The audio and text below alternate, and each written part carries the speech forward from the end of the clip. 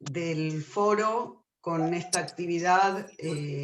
Hoy retomamos el ciclo 2021 de nuestro foro con entusiasmo. Lamentablemente seguimos en pandemia.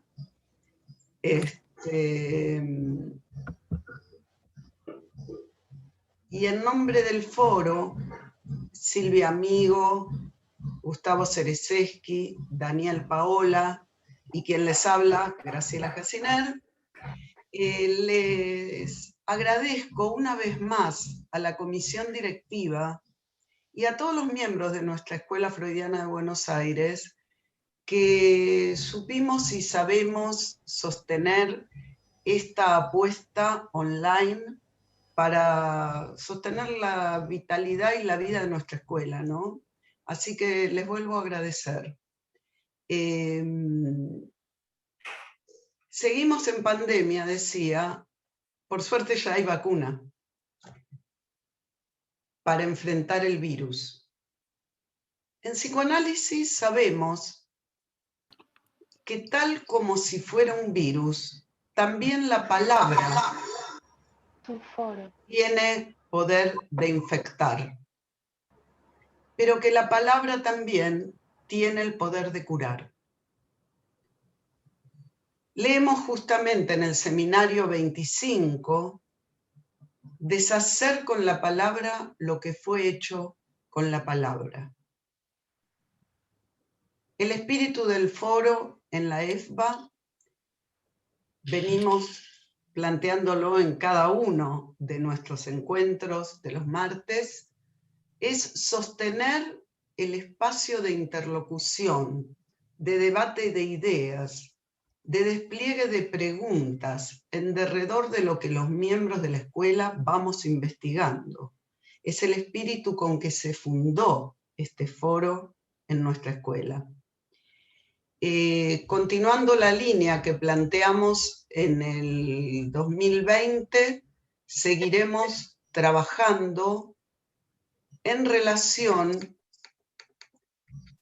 a conceptos fundamentales del psicoanálisis.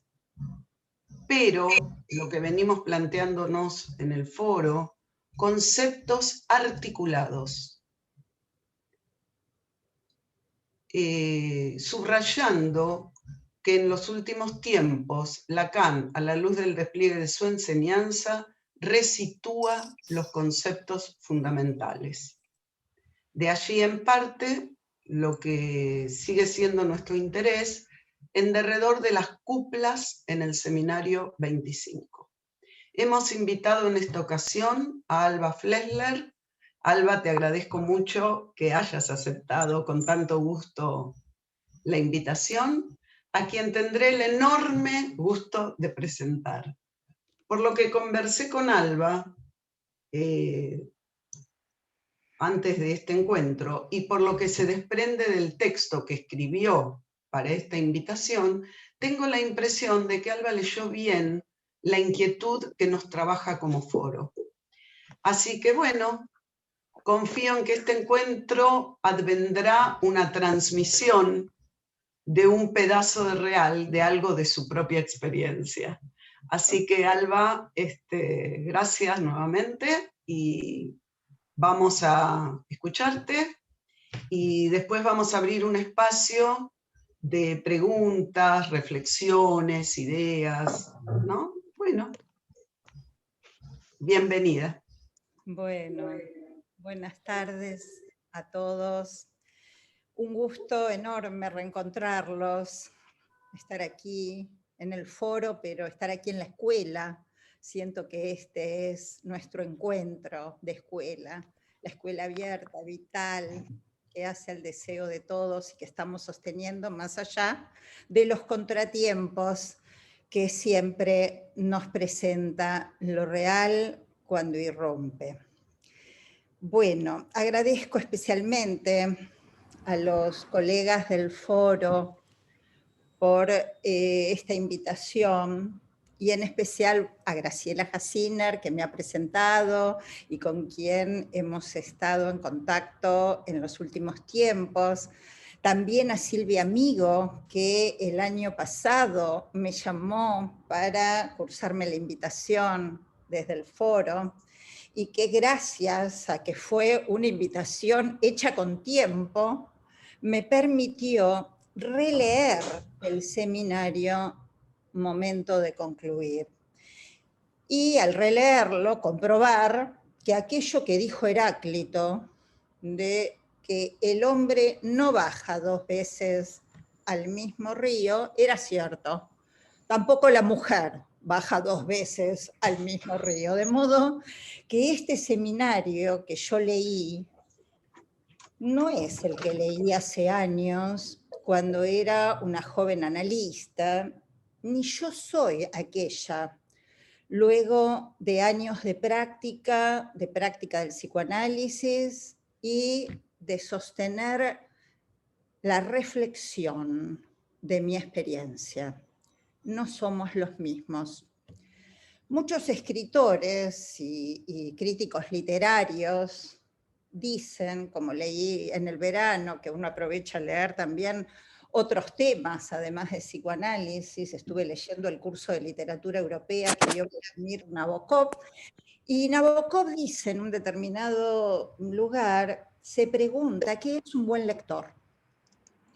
Y entonces se contesta, con simpleza pero rigurosidad lógica a mi criterio, un buen lector es aquel que relee. Entonces pensé que sin saber seguramente la lógica de Lacan y las razones que Lacan nos da para entender de qué se trata, encontró lo necesario de una segunda vuelta, lo que implica la segunda vuelta, para poder encontrar, podríamos decir, en el interior de la enseñanza de Lacan, el borde que nos permita acercarnos a lo real de su transmisión. Entonces, para ir entrando en tema, quisiera comenzar por decir que para quien se acerca por primera vez a los seminarios de Lacan y a sus escritos, lo primero que encuentra es que Lacan tiene un estilo bastante, podríamos decir, abstruso, de difícil comprensión. ¿Por qué? Porque Lacan, en general, transmite en un estilo barroco, caracterizado por la ornamentación y los juegos de palabras fuera de lo convencional. Además, en su estilo de transmisión, recurre a abundantes figuras retóricas que, por ejemplo, como el hipérbaton, acentúa la alteración del orden natural de las palabras. Él lo hace para poner énfasis, pero ese hipérbaton tiene mucha presencia en su transmisión y entonces, claro, cuando nos encontramos, por ejemplo, con la poesía de Becker, que utiliza el hipérbaton para decir volverán las oscuras golondrinas de tu balcón los nidos a colgar, y utiliza el hipérbaton, en lugar de decir las oscuras golondrinas volverán a colgar los nidos de tu balcón. Lacan utiliza no solo esta figura retórica reiteradamente, también utiliza la paráfrasis y otras que dificultan el acceso a su lectura y lo hace abstruso, como dije.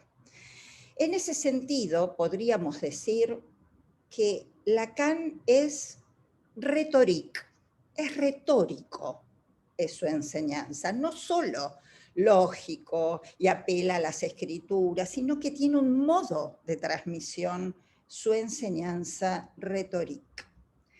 Él dijo en alguno de sus escritos, recuerdo que me impactó, y apelando también a una figura de la retórica como es la paradoja, dijo que ante el estilo que él tenía, esperaba que sus lectores no encontraran otra salida que la entrada. Ahí tienen una figura retórica donde lo que se enfrentan dos conceptos contradictorios muy típicos en Lacan y que en el uso habitual es como decir solo sé que no sé nada.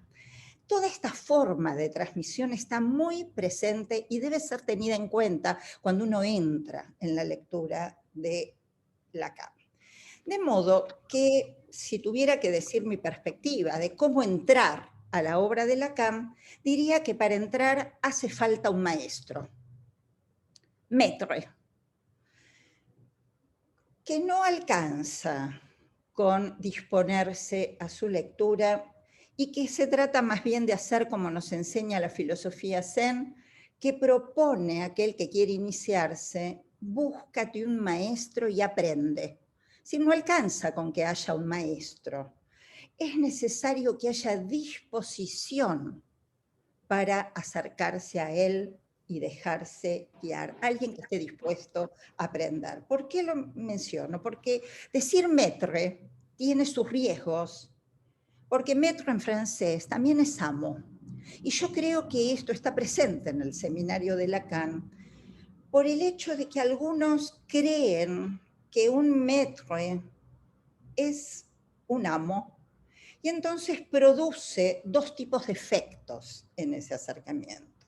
O bien, el que se trata siempre del amo, padecen del fantasma del amo y entonces quedan privados de su guía y se reúnen en horizontalidad creyendo que de ese modo podrán alcanzar a entrar a ese real, abordarlo, o bien quedarse fascinados en la acción, como menciona Lacan, que puede pasar como de concluir, y, por ejemplo, no hacer sino citar al maestro. Dice Lacan, dice Lacan, dice Lacan.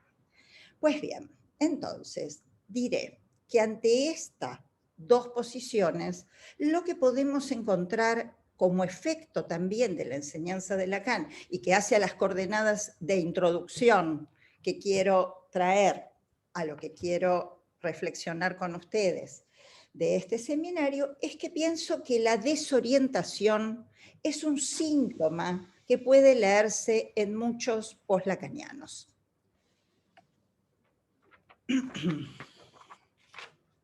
De hecho, como sabemos, muchos lectores de Lacan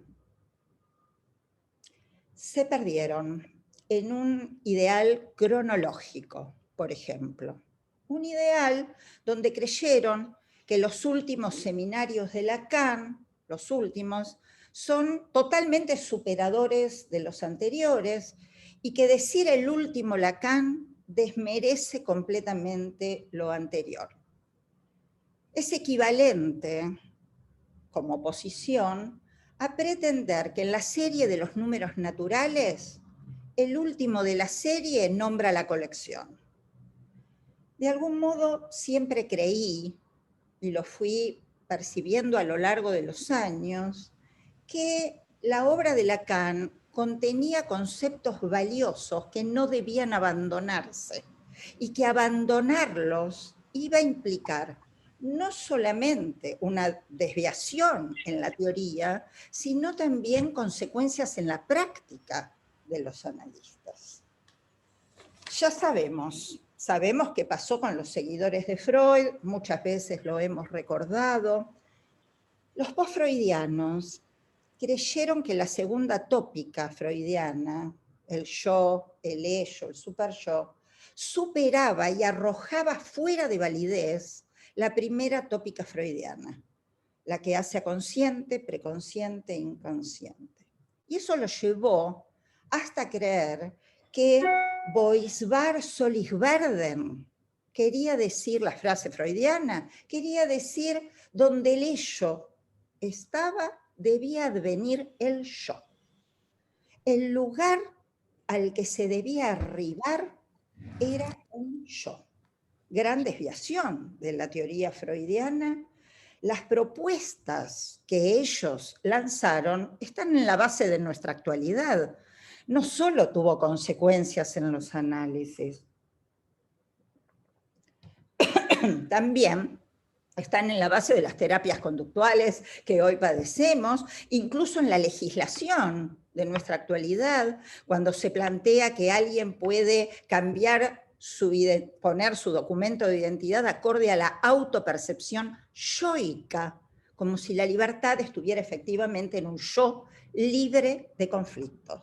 Apuesta al fortalecimiento de lo yoico. Lacan fue contemporáneo de esa desviación de los post-freudianos, y de hecho, en 1936, en el Congreso de Marienbad, en el mismo congreso que Heinz Hartmann introducía sus propuestas sobre la psicología del yo y el proceso de adaptación para un yo fuerte, fortalecido, Lacan presentó ese pequeño informe que se llamó La fase del espejo y que fue la base de lo que luego publicó en sus escritos en 1949 como El estadio del espejo, como formador de la función del yo, para indicar la función de desconocimiento ahí donde se pretendía acentuar que estaba la libertad libre de conflictos que era en el yo.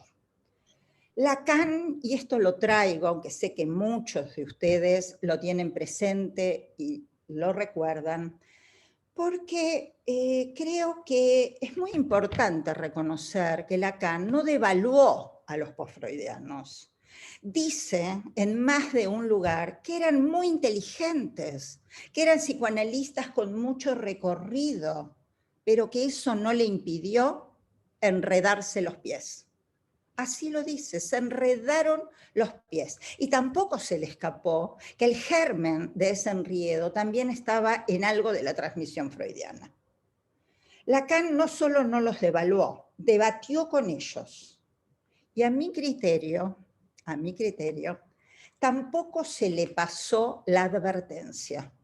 La advertencia de cómo los discípulos más cercanos al maestro, los más dilectos, pueden enredarse los pies.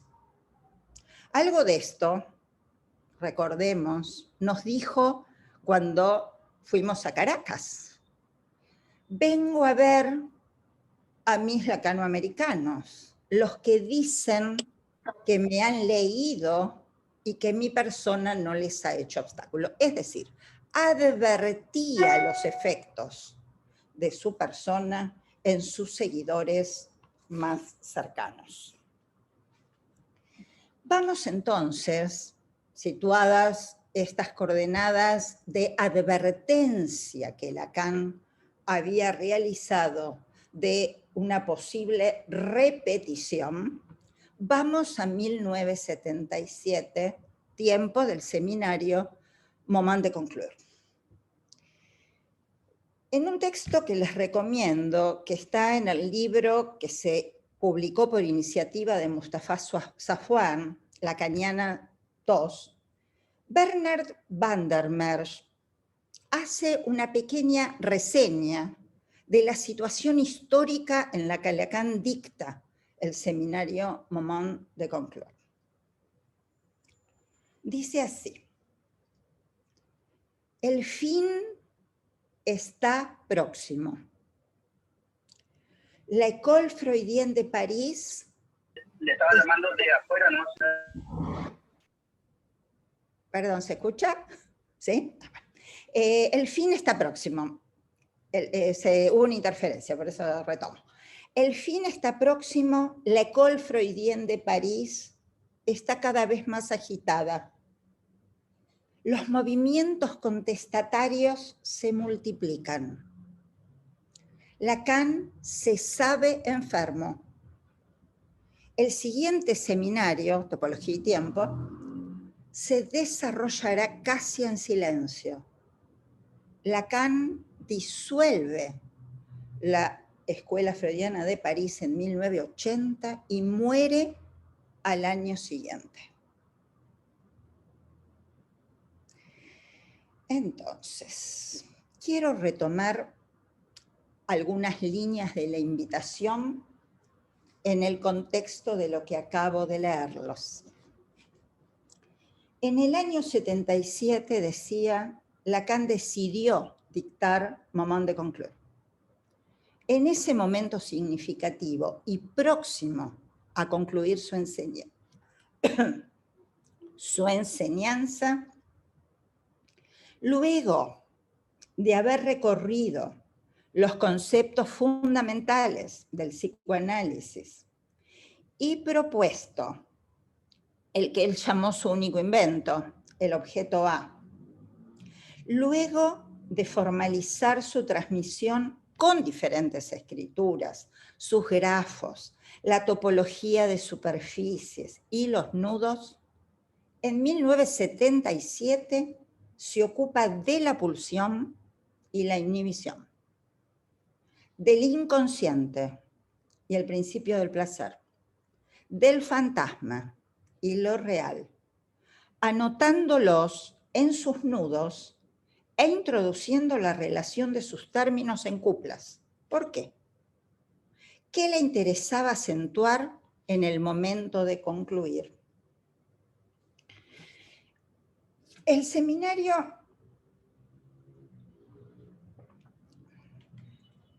momento de concluir es para mí una respuesta de Lacan. Una respuesta a lo que él advertía como una posible repetición. Lo que podría pasar también con su enseñanza, con su palabra, ser tomada en un único sentido. Que su obra podía ser leída como un ideal o desde la sugestión. Es decir, que los poslacanianos podían enredarse los pies. Y en alguna medida ocurrió. Ocurrió que a Lacan se lo planteó como lectura de un cronológico, el último Lacan, abandonando conceptos fundamentales que ya habían empezado a ser planteados en una falsa opción. Síntoma versus fantasma, significante versus objeto, disyunciones exclusivas. Lo real versus lo simbólico. Tomar los conceptos, leer a Lacan de modo fragmentado y darle a su decir consistencia y sentido. Muchas veces se escuchan los debates que Lacan dice, uno dice que Lacan dice y otro responde que Lacan dice. Cita va, cita viene, guerra de citas del decir del otro, que de algún modo, y esto es lo que quiero acentuar, ha llevado a consecuencias sobre la práctica del psicoanálisis. Es cierto, Graciela Hassiner en su introducción comenzó por esa cuestión y el foro lo está trayendo de una y otra reunión, cada reunión. Muchos analistas nos vienen advirtiendo de esta desviación. Algunos analistas se han propuesto y nos invitan a un retorno a Lacan. Tenemos ahora una reunión en los próximos días. De una u otra forma, la advertencia está generando respuestas. A Lacan conviene leerlo en pliegue, como nos propuso Isidoro Beck. Es en ese sentido que quiero con ustedes tomar algunas de las cuestiones que creo son relevantes, marcadas por Lacan en este seminario, y que lo quiero tomar en dos sentidos. Uno, para subrayar y marcar qué es lo que Lacan quiso, a mi entender, a mi relectura, plantear en tiempo de concluir, en el momento de concluir su enseñanza. ¿Qué le interesaba acentuar? Y también la pregunta, ¿qué es lo que queda para nosotros? ¿Qué es lo que también Lacan nos deja respecto de ese tiempo? Bueno, respecto de sus tesis principales, como bien mencionó también Graciela, yo creo que en este seminario, a pesar de que la mayoría de las clases o lecciones están básicamente en relación a dos jóvenes matemáticos que él invita para avanzar en sus reflexiones, creo que en las otras clases Lacan abrocha, coloca conceptos fundamentales, pero fundamentales no solo en el sentido de importantes, sino fundamentales como él los planteó en su seminario 11, el de los conceptos fundamentales, cuando dijo, hacen al fundamento del análisis, están en el fundamento. Y esos temas, esos conceptos fundamentales, Lacan decide presentarlos en las cuplas, en el nudo, anotarlos en el nudo, y son nada más ni nada menos que términos como inconsciente, pulsión y fantasma. Tres términos y conceptos que en el psicoanálisis se han prestado a profundas desviaciones en su modo de abordaje, con consecuencias, como decía, en la práctica de los analistas. Veamos un poco algunas cuestiones. Por ejemplo, mínimo, solo algunas pinceladas de esa dificultad y esa desviación. El inconsciente. Recordemos, ya que lo vamos a leer mínimamente en pliegue. En los inicios, Lacan dijo que el inconsciente está estructurado como un lenguaje. Cuando dijo un lenguaje, no dijo el lenguaje. Un lenguaje quiere decir que inscribe el inconsciente en una lógica que está constituida por un conjunto de elementos discretos. Esto es lo que quiere decir que el inconsciente está estructurado como un lenguaje. Discretos quiere decir que no son elementos continuos, sino que son separables y que responden entonces a ciertos axiomas de la matemática moderna, como que, por ejemplo, no hay conjunto universal. Lacan está introduciendo desde esa lógica que no hay un conjunto que pueda tener todos los elementos de los cuales ese conjunto quiere dar cuenta. Es decir, está anticipando, planteando lo que en la lógica de conjuntos y en la teoría moderna de las matemáticas es el conjunto vacío o la lógica de incompletud. Luego, Lacan dirá que el inconsciente, ya en Dussamblan, lo estoy leyendo en pliegue, retoma, el inconsciente está estructurado como un lenguaje, no lo abandona, y agrega que en medio de su decir produce su escrito, su propio escrito. ¿A qué se refiere? Lacan se refiere, mantiene su tesis del inconsciente estructurado como un lenguaje y plantea entonces que el inconsciente produce, es decir, es el retorno de lo reprimido. Eso que, por ejemplo, un sueño, un lapsus, es una escritura en jeroglífico, como planteaba Freud, pero que hay un retorno y que el S1 está hablando de la relación entre el saber inconsciente, la serie de los significantes, y la emergencia del significante 1. Entonces, el inconsciente sigue siendo estructurado como un lenguaje que en medio de su decir produce su propio escrito. Y luego, en el mismo seminario, continúa. El inconsciente está estructurado como un lenguaje y es en el análisis que se ordena en discurso. ¿Por qué se ordena en discurso? Porque Lacan está tratando de enlazar lo simbólico a lo real. En el discurso, como bien lo formalizó en su seminario Lamberts, Lacan introduce la relación del inconsciente con lo real. ¿Con qué real? Con lo real del goce, que aparece en el discurso, y con lo real del sujeto, en el lazo social.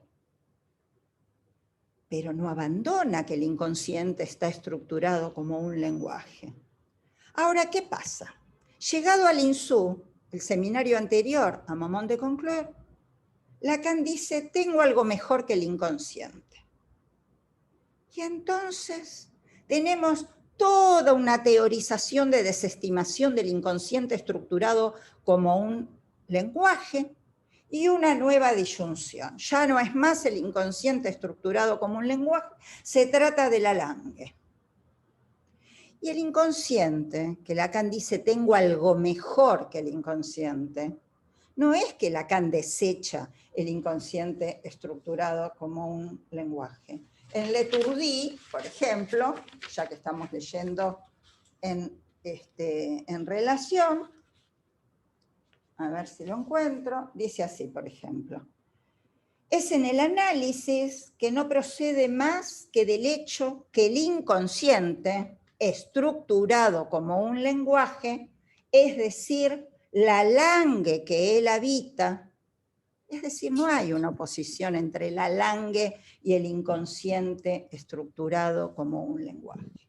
Desviación. Algunos discípulos con el ideal del último Lacan, parece que se abandona entonces el inconsciente estructurado como un lenguaje. El inconsciente, que tengo algo mejor, es el inconsciente anudado a lo real y a lo imaginario. Consecuencias en la práctica.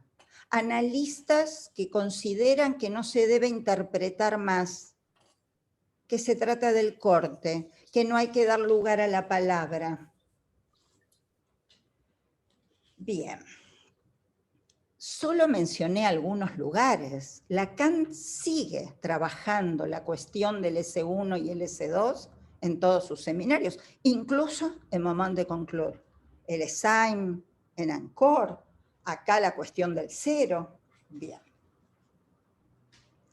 Entonces, el inconsciente es uno de los conceptos que Lacan trae nuevamente en el Moment de Conclure, a mi manera de ver, porque leyó, advirtió en medio de lo que estaba ocurriendo en ese momento de concluir, de una repetición, desorientación de los conceptos, ideales de lo uno unívoco.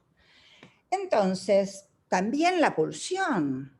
Tenemos analistas entonces, y todavía hoy podemos leer, que ya no se trata más de la pulsión como resonancia en el cuerpo del inconsciente. El impulso y el motor es del cuerpo vivo, con lo cual envían al psicoanálisis a un puro vitalismo. Lacan coloca también el fantasma, que ha provocado tantos tropiezos en las teorizaciones, considerado solo como un punto de fijación, es decir, solo el lugar que hay que desarmar porque se trata de la fijación al objeto de goce. Pero Lacan plantea que el fantasma también es el sostén del deseo. Claro. Casi no se escucha esta propuesta. Bien, entonces, en este seminario, trayendo estos conceptos fundamentales, para mí Lacan nos está mostrando en acto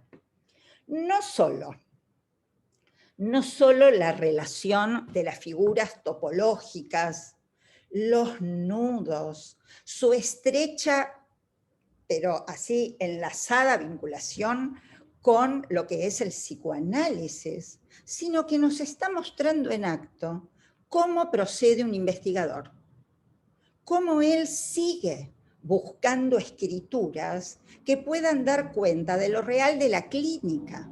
Por eso insiste una y otra vez, en Moment de Conclure lo vuelve a decir, ya lo había dicho en RCI, que este nudo que él sostiene es un nudo que proviene de la clínica.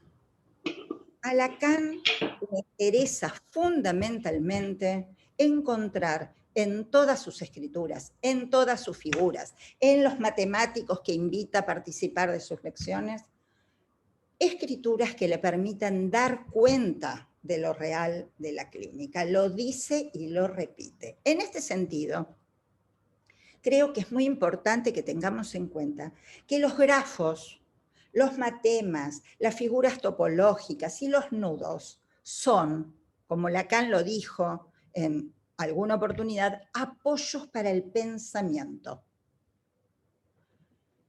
Es decir, que deben seguir poniéndose a prueba, como dice en el final de Moment de Conclure. Entonces invita a Seurat, a Terrasson, a jóvenes matemáticos, ¿para hacer qué? De los analistas lingüistas o topólogos, no, lingüistería, topologería, es decir, apoyos para el pensamiento que nos permitan pensar comment faire, es decir, cómo hacer cuando operamos en un psicoanálisis. En las lecciones, 4 al menos para mí que son esenciales en este seminario, Lacan trabaja, como ya se dijo, temas nucleares.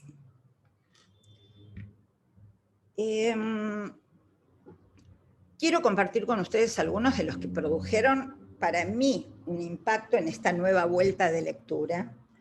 Como les decía, porque no soy aquella, porque en el interín no solamente me ha interesado reflexionar sobre mis años de experiencia, sino también porque Lacan en este seminario habla del fin del análisis, y también me ha interesado reflexionar sobre el fin del análisis, no solo por mi experiencia de haber transitado el procedimiento de pase, sino también por pasar por la experiencia en un jurado, en las reflexiones, en el trabajo con otros analistas. Entonces es en función también de esto que el seminario me ha traído resonancias. Entonces voy a esos conceptos y esos subrayados que cuando hablaba con Graciela por teléfono en nuestras reuniones, ella me decía, mirá, nosotros estamos trabajando las cuplas, pero te invitamos a que vos nos hables de lo que para vos también implica resonancia en este seminario.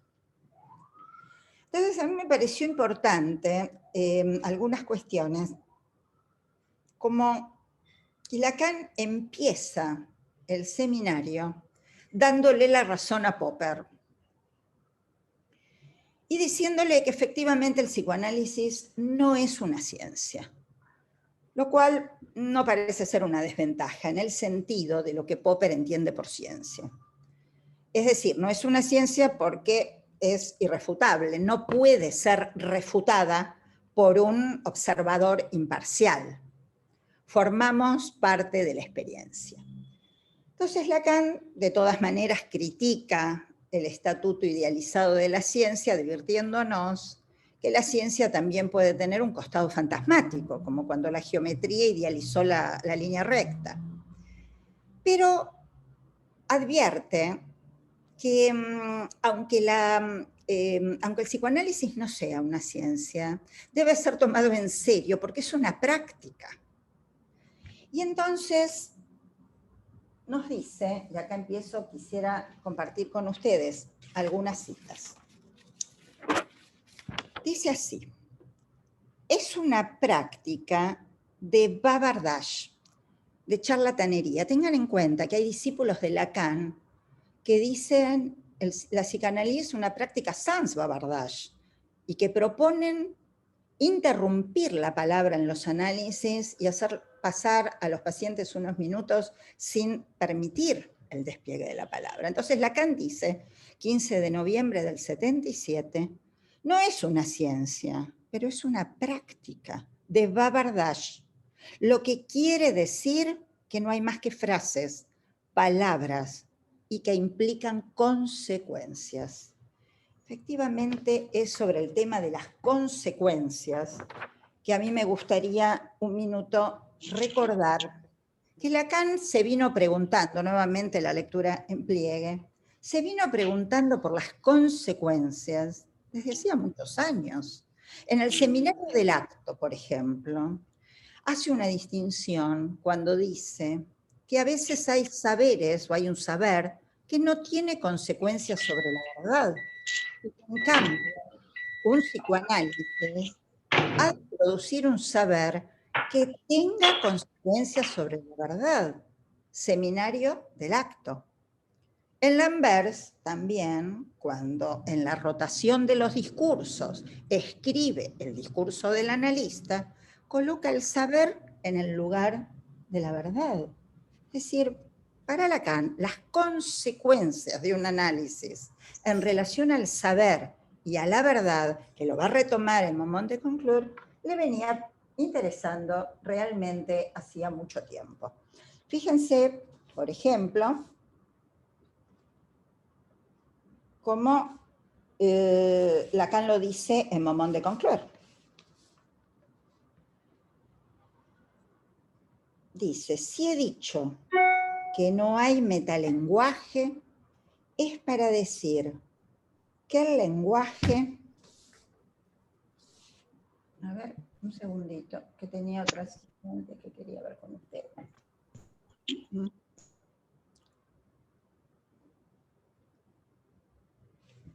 No, esto se los voy a leer después porque quiero ir a la Lange. Quería decir una cita sobre la verdad. Es en la misma página que Lacan, refiriéndose a las consecuencias que tienen las palabras, dice: se intenta decir la verdad. La verdad tiene que ver con lo real. Si le está poniendo en relación las palabras, la verdad y lo real. Y lo real, advierte, está doblado, si se puede decir, por lo simbólico. Es decir, no hay un acceso directo a lo real. Entonces, la verdad, ¿por qué no habrá ese acceso directo a lo real? Por lo que dice en Lin Su, en la clase del 8 de marzo del 77. Retoma la famosa y clásica frase filosófica nomina non sum consequentia rerum, para afirmar no solamente los nombres, y esto quiere decir los nombres no son consecuencia de las cosas, entonces aclara, no solamente los nombres no son la consecuencia de las cosas, sino que nosotros podemos afirmar expresamente lo contrario. El tema de la verdad para Lacan entonces tiene relación con el saber de lo simbólico y con la cuestión de lo real, que la verdad no dice. La verdad no dice lo real, apunta a lo real. Y como nos recuerda una y otra vez nuestro maestro Isidoro Beck, apunta a lo real y dice al sujeto. Es decir, dice cómo el sujeto responde a lo real. Es decir, Lacan sigue sosteniendo el valor de la palabra. Y esto es para nosotros esencial, y aquí quiero ir entonces con la cuestión de la Lange, porque él va a decir que se deshaga por la palabra lo que fue hecho por la palabra, que también nos recordaba Graciela en el inicio. Pero plantea, si he dicho que no hay metalenguaje, es para decir que el lenguaje, eso no existe. No hay más que soportes múltiples del lenguaje que se llaman la Lange. Y entonces sería necesario que se llegue a deshacer por la palabra lo que es hecho por la palabra. Entonces, ¿qué es la Lange? Son los soportes múltiples del lenguaje, no es el lenguaje. Y el inconsciente tampoco está estructurado como el lenguaje, sino, como dije, estructurado como un lenguaje. Entonces, si se trata de deshacer por la palabra lo que fue hecho por la palabra, ¿qué se trata de deshacer? Viene la pregunta. ¿Qué se trata de deshacer en un análisis? ¿Y cómo se hace? Lacan lo plantea. ¿Cómo hacer? ¿Cómo se trata? ¿Y qué es lo que hay que tratar de deshacer por la palabra? Es ahí donde creo que vale la pena hablar un poquitito del fin del análisis y cómo Lacan lo plantea en este seminario. En la clase del 10 de enero del 78, Lacan dice: el fin del análisis es cuando se ha girado 2 veces en círculo, es decir, aclara, reencontrado esto de lo cual se está prisionero. Basta que se vea eso de lo que se está cautivo. Y el inconsciente es eso, es la cara real de eso en lo que se está empetré. En lo que se está enredado. Se trata entonces de un saber donde se está enredado. Lacan se está refiriendo de algún modo al sujeto advertido. Advertido de dónde se enrieda los pies.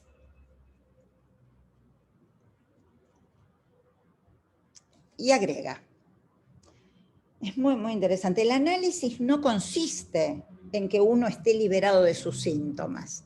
Vieron que a veces decimos, ay, con los síntomas que tiene, se tiene fin de análisis.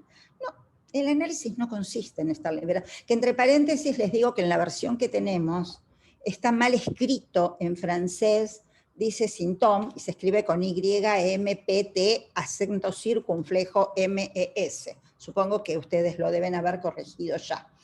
Pero eso para tener en cuenta también que las transcripciones que tenemos también hay que leerlas y releerlas en el doble bucle. Entonces Lacan dice, el análisis no consiste en que uno esté liberado de sus síntomas.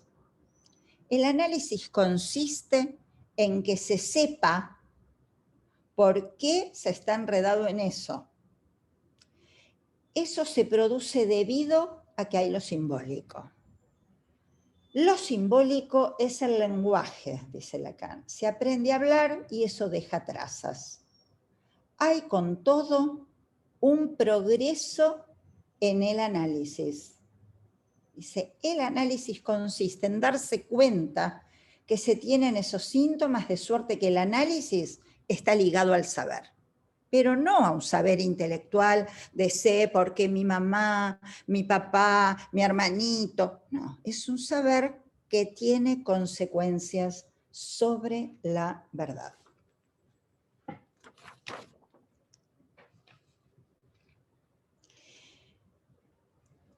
Y en esta pregunta que Lacan se hace de cómo llegar al fundamento del psicoanálisis en el fin, que es lo esencial, dice Lacan, que no hay relación sexual, no hay proporción sexual, la relación tiene las dos acepciones. En francés, no hay relación sexual en l'être humain, en los seres humanos. Lacan, entonces, en esta no proporción entre lo real y lo simbólico, es que apela a trabajar la cuestión del corte. Y en ese marco recurre a los esquemas. En ese marco recurre a los esquemas, a las escrituras, a los apoyos para el pensamiento, que puedan dar cuenta de esta clínica, que para él implica que en el fin del análisis se trata de un corte. De un corte que después veremos de qué se trata. Para eso, él va a hacer las pruebas sobre sus figuras topológicas, siempre sosteniendo la escolástica del nudo de 3, que como en la primer clase, no sé si recuerdan, él hace mención a las críticas que recibe por sostener el nudo y en la inutilidad del nudo. Pero Lacan lo mantiene, por más que ponga a prueba que el 4, que más anillos, porque él, el nudo de 3, implica determinadas propiedades que le son esenciales y por eso la sostiene. Pero no se queda religiosamente en el trabajo del nudo Borromeo y entra a trabajar con las cadenas de superficie para establecer la diferencia con los círculos, porque lo que él está buscando con los toros enlazados, toros que ya había trabajado claramente para mostrarnos cómo en las vueltas de la demanda se puede ubicar el deseo. Es decir, Lacan retoma sus figuras, mantiene su nudo y toma los conceptos y empieza a hacer cortes. Y nos plantea que no se puede cortar de cualquier manera. Y esto es importante para pensar la clínica.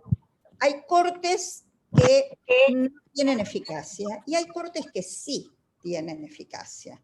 Hay cortes que dejan en el plano de lo mismo las figuras equivalentes y otros que introducen una modificación para que se pueda producir un anudamiento de otra manera. Entonces, con los toros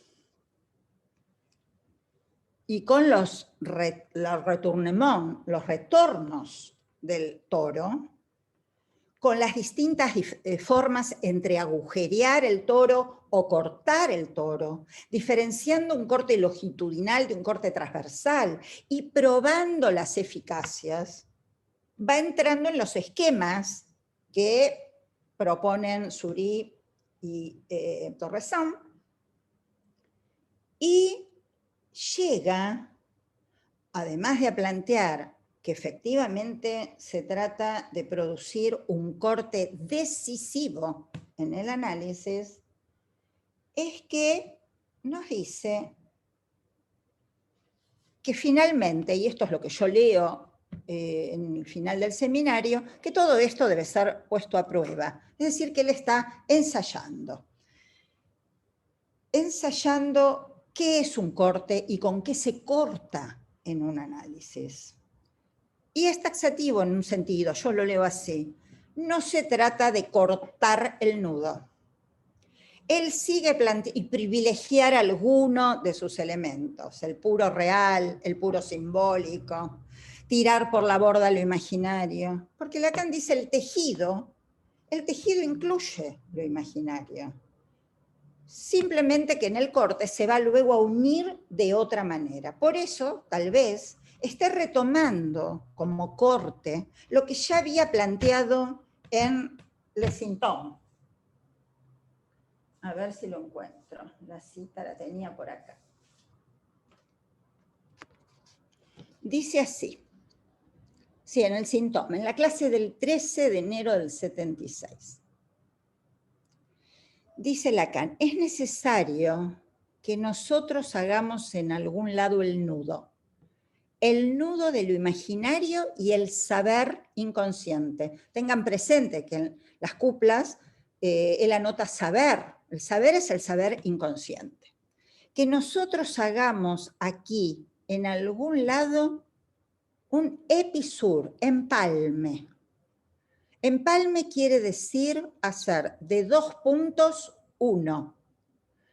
Todo eso, dice Lacan, para obtener un sentido. No se está refiriendo al sentido que hay que dejar caer, sino el efecto de sentido, un efecto de sentido en lo real, que es el objeto de la respuesta del analista a lo expuesto por el analizante a lo largo de sus síntomas.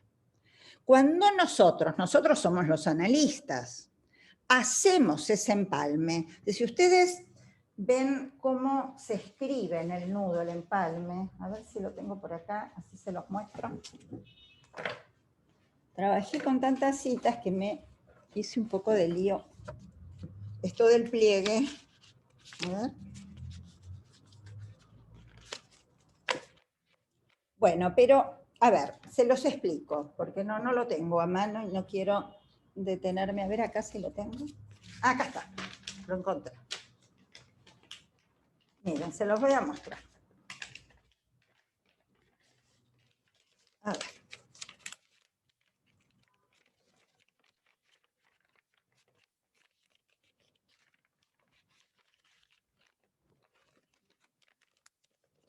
A ver si se ve. Miren, ustedes ven, sí, está escrito el nudo y se puede ver como síntoma está escrito como la inmixción de lo simbólico en lo real. Es una de las escrituras que Lacan hace. En algún otro de los lugares pone también lo real inmixionando en lo simbólico. Pero acá es esto. Entonces, en el punto, a ver si puedo con esto que está invertido, acá, donde ustedes ven el 1, es el punto de empalme. Haciendo ese empalme, dice Lacan, entre lo imaginario, ven que se ve, entre lo imaginario y lo simbólico, cuando hacemos este empalme, hacemos ahí al mismo tiempo otro, entre el síntoma y lo real. Es decir, que por algún lado nosotros le enseñamos a empalmar, a hacer empalme entre un síntoma y lo real parásito del goce. Eso es lo característico de nuestra operación. ¿Qué operación entonces? ¿De qué corte se trata en el empalme?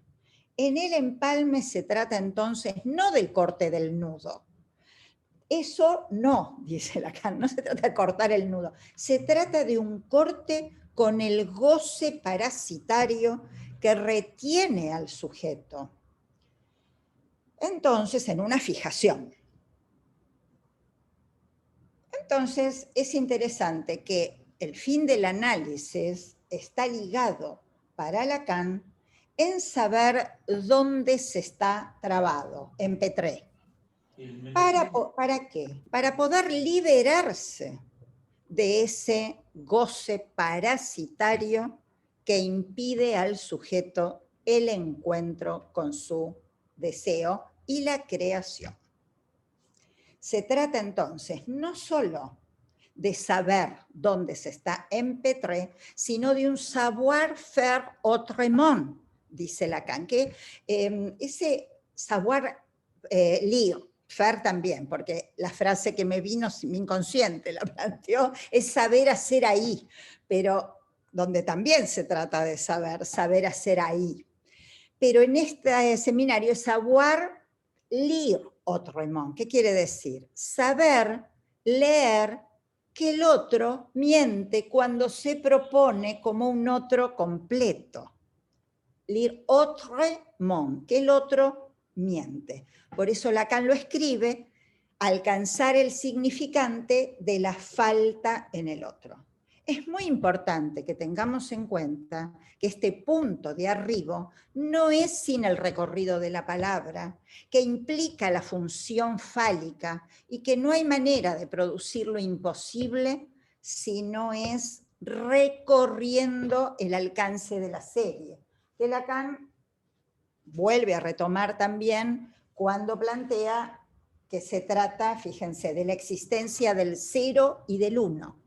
En Moment de Conclure retoma lo que planteaba de la lógica matemática de Frege. Estamos entonces realmente con un Lacan que está advirtiendo la importancia de no cercenar los conceptos y las consecuencias que tiene sobre la práctica, enarbolar el patú contra la función fálica, por ejemplo. Bueno, ¿y el analista? El analista, ¿cómo opera el analista? Porque se trata de alcanzar ese corte de goce en el fin del análisis y un saber que tenga consecuencias sobre la verdad del sujeto y un saber hacer ahí. Y el analista Lacan no solo en este seminario retoma el concepto deseo del analista, que ustedes pueden leer en muchos textos de post-lacanianos, ha sido devaluado, incluso ha sido modificado en versiones publicadas últimas de la versión autorizada por Miller, donde se ha cambiado el párrafo en los 4 conceptos. Acá Lacan retoma el deseo del analista y dice que el analista es Rhetor, donde está produciendo en el equívoco que él nos plantea como modo de intervención, que se trata de equivocar en la escritura, nos está proponiendo que el analista sea retórico. Ese que decíamos él era en su enseñanza, retor, pero no solo retórico en el sentido de introducir jueguitos de palabras, solo homofonías o quedarse con intervenciones fragmentadas de intervención. Se trata también de que el analista es rectus, lo dice en latín, es decir, él va a ir en el sentido de colocar la cuestión en el ángulo, porque el analista, además de retórico, rectifica. Dicho en otros términos, el analista dirige la cura, no dirige la vida de sus pacientes, pero tampoco sigue la línea del puro caos. Hay una línea en la dirección de la cura y tiene que ver con lo que se espera al fin del análisis. Por eso, Lacan dice en Moment de Conclure que se espera del análisis que actúe como una cirugía. Yo recordaba, al leerlo, una frase que me impactó muchísimo y no pude volver a encontrarla, no me acuerdo si es del seminario 2 o 3, donde Lacan plantea que la intervención del analista es como la del buen cocinero, que sabe trinchar en el buen lugar. Cuando releía esta frase, que no la recordaba, del analista cirujano, pensé, lo tenía en mente Lacan y lo retoma. Es decir, que el analista dirige, corta y dirige la cura hacia ese lugar donde el sujeto pueda liberarse de la fijación a ese objeto que le impide otras vías de goce en la vida. Bueno, para terminar, quisiera ir a las cuplas y a contarles, quiero dejar un tiempo para que podamos conversar un poco, respecto de las cuplas. Yo no había ahondado, así que les agradezco a los colegas del foro el que hayan puesto el acento sobre uno de los apoyos del pensamiento que Lacan trae para poder pensar su clínica. Creo que las cuplas son eso también, como todas las otras escrituras, que cuando lo que a mí me produjo este sistema formado por dos fuerzas paralelas entre sí, que al ser de la misma intensidad, sin embargo, tienen sentidos opuestos, me sirvió para pensarlo en la clínica respecto de los términos que Lacan escribe, cuando escribe las cuplas en la clase creo que 3. Sobre todo porque me interesaba, al indagar un poco las operaciones que se pueden hacer con las cuplas, que no puede ser reducido a una fuerza resultante, es decir, unificado. Les cuento entre paréntesis que me divertí mucho porque encontré todas las otras acepciones de cupla. Y decía, claro, yo conocía cuando se decía en repostería que la cupla era un adaptador para poner entre la boca de las mangas y uno hacía las tortas. Es evidente que con esto ustedes pueden ubicar, bueno, que yo, además del psicoanálisis, tengo otros goces, pero realmente prueba hasta qué punto no se trata del lenguaje, sino de la langue, es decir, de los usos que están en juego allí. De modo que para mí estas dos fuerzas de sentido opuesto me hizo pensar en mi clínica. Y al mismo tiempo que lo encontraba Lacan desesperado, tratando de pasarnos algún real de su experiencia, se enrieda, nos recuerda que la representación y el objeto deben diferenciarse, que estas pueden ser figuras, a veces dice que el nudo es imaginario, a veces dice que es real, son apoyos para el pensamiento que no debemos sacralizar. Me pareció que era interesante en cuanto a la propuesta de Lacan, de qué deja para nosotros. En las últimas clases del seminario, Lacan dice que se trata de poner a prueba lo que él estuvo haciendo. Yo pensé, tratándose del momento de concluir, de los últimos seminarios de Lacan, tal vez nos está diciendo eso nosotros. De hecho, muchos analistas de nuestra escuela que conozco, no solo los analistas del foro, que vienen trabajando, entiendo, las cuplas para poder tomarlas como apoyo del pensamiento para pensar la clínica, recordaba que al buscar nuevas escrituras, Lacan nos está diciendo en acto que les son insuficientes, que el nudo no es todo, que en el grafo no se encuentra todo. Y tal vez por eso nos encontramos más de una vez tratando de buscar nuevos apoyos para nuestro pensamiento y poder reflexionar sobre nuestra clínica. Cuando pensaba, por ejemplo, en el diagrama de flujo que Isidoro Beck viene planteando en sus últimos seminarios para diferenciar el inconsciente y su lógica de incompletud del inconsciente cuando no pasa por la lógica de incompletud.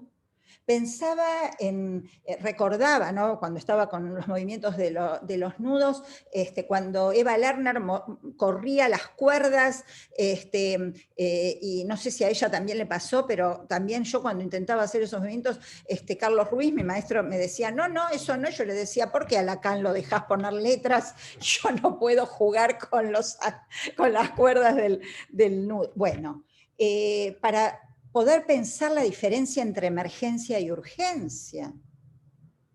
O Clara Krug, que intentando con los cortes del toro y ahondando con todo esto que nos trae Lacan, la tuve muy presente, con el retornamiento del toro y la cuestión de las identificaciones. Creo realmente, y seguramente muchos más, me vino hablando de qué nos deja a nosotros, una propuesta que cuando estuvimos pensando la modificación de nuestro plan de enseñanza, que como todo dispositivo tiene sus límites y nos obliga a repensarlo cada tanto, Eva proponía por qué no teníamos un espacio en la escuela para escuchar qué de nuevo podía tener un analista para decir con sus apoyos de pensamiento, es decir, ¿qué estaba proponiendo? Porque Lacan nos dice que sus escrituras tienen también sus límites. Entonces, yendo a las cuplas, me traía esta torsión que produce, de algún modo, este sistema de fuerzas, y pensaba que yo misma me di como esquema de pensamiento para poder pensar mi práctica, la posibilidad de mover el objeto A en el nudo, colocándolo en lo que yo llamo una alternancia. Y entonces poder pensar las eficacias del objeto como plus de gozar y como objeto falta en cada uno de los tres. Sobre todo para los tiempos del sujeto, es decir, a mí me es un apoyo para mi pensamiento y mi reflexión en la clínica con los niños. Entonces recordaba un ejemplo de por qué no tenemos que pensarlos como disyuntos. Al plantearlo como las cuplas, Lacan no nos está diciendo que hay un versus. Nos está diciendo que pueden ser paralelas, pero que ahí están produciendo una fuerza que tiene consecuencias. Entonces, por ejemplo, uno podría decir que en la clínica es constatable que no siempre el saber inconsciente no se encuentra aplastado por el principio del placer. Es decir, ¿cuántas veces hay un atisbo de encuentro con ese retorno de lo reprimido o esa cifra que da algún efecto de sentido y después una homeostasis de la vida impide el avance del sujeto? Recuerdo también en relación a la pulsión y la inhibición, que Lacan lo toma, que cuando la pulsión no tiene un buen enlace a la castración, la buena inhibición, uno lo podría llamar así, tenemos desbordes pulsionales. Recordaba el caso de un chiquito que cuando entró a mi consultorio, lo recuerdo, era muy, muy simpático, pero no se podía quedar quieto ni un instante. Y entonces cuando le pregunté si sabía por qué venía, me dijo, porque no puedo parar en la escuela, me cuenta que en la escuela se mueve, pero muy gracioso, no puedo parar, me dijo, y en la escuela me muevo todo el tiempo, molesto a mis amigos, la maestra me reta, bueno. Estuvo jugando, haciendo, bueno, su juego, su escena lúdica y demás, pero el tema abría la puerta, salía, iba a la sala de espera, volvía, es decir, que puertas, bordes, ¿no? Es decir, desborde. Cuando estaba jugando se ve muy entusiasmado y casi imparable, ¿no? Con esta especie de constant craft que la pulsión presenta, me dice, y me voy a quedar acá 28.000 horas, algo así me dijo. Entonces sale del consultorio, vuelve, y yo le digo, bueno, pero por hoy nos vamos a tener que despedir. Pude comprobar en ese momento que la palabra no podía producir un límite a la pulsión. Le dije que nos veíamos la próxima, le planteé que por hoy ya era el horario, le dije que él se tenía que ir y que yo tenía que seguir trabajando. No sirvió para nada. En una de las vueltas de él hacia la sala de espera, cuando intenta reingresar al consultorio, ¡pum! Me paré ahí, yo tengo un pasillito para entrar al consultorio de niños, me paré ahí firme y de algún modo la presencia real, mi cuerpo le impidió entrar. No le gustó, como cualquier recorte de goce, estaba enojado, se fue enojado. Pero no solo empezó a frenar el desborde pulsional, sino que a la vez siguiente me trajo un dibujo con un corazón enorme que lo leí como respuesta a la intervención. También recordaba, hablando de fantasma irreal, para que podamos pensar la eficacia de estos dos términos en el nudo, que una nena que había llegado a mi consultorio con un síntoma, bueno, como son los síntomas modernos, ¿no? Que lo sacan directo del DSM-4, tenía déficit atencional, el cuadro que está tabulado. Y entonces ella en la escuela, claro, no prestaba atención, y un día viene a la sesión y me dice, me fue mal en la prueba. Entonces yo le pregunté por qué le había ido mal en la prueba, y ella me dijo porque la frase hecha del otro, no presté atención. Entonces yo le dije, ¿y dónde estaba prestada tu atención, que no se la prestaste a la prueba? Se rió y me dijo, estaban mirando los chicos y las chicas que están de novios. A ver, ¿qué entiendo entre fantasma y real? Lo real, sexual, pulsional, estaba ahí. Y el fantasma, es decir, el recorte de la realidad que ella estaba construyendo. Estaban los chicos y chicas que estaban de novios. No podía prestar atención a la búsqueda de saber de la enseñanza de la escuela. Entonces, el fantasma también es una respuesta a la demanda pulsional que se presenta. Parece que no son términos que tengamos que pensarlos desarticulados, y por eso me resultó muy interesante que Lacan no solo los retome a esta altura de su enseñanza, cuando muchos analistas parece que arrojaban a la borda, ¿no? Tiremos todos estos conceptos, sino que además pudiera colocarlos en el nudo que él sostiene hasta el final.